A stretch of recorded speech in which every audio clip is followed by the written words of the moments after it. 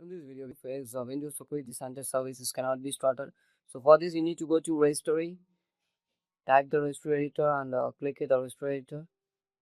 And you can see this menu. In this, you need to go for third option, the HKey local machines. And just click the system option. And one more time, you need to go to current control set. And here you need to go to services.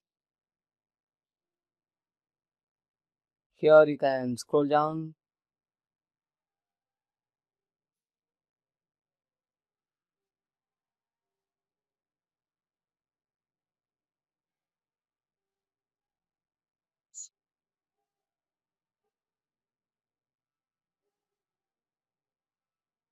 Here you can scroll down and you can see the WECSVC.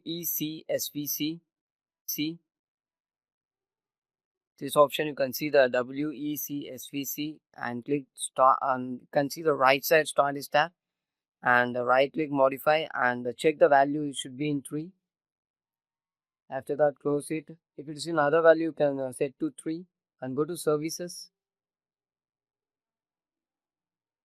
Click the services icon and you need to scroll down the services, and you can see the security center is there. You need to click the security center,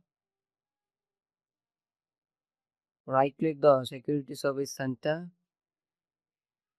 and go to properties.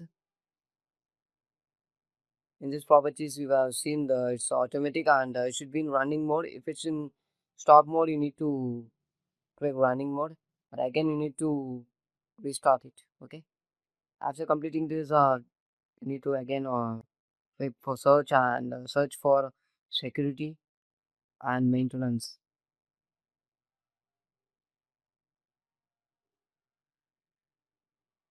In this, you have seen the recovery option is tab. Click the recovery options and go to open system restore is tab.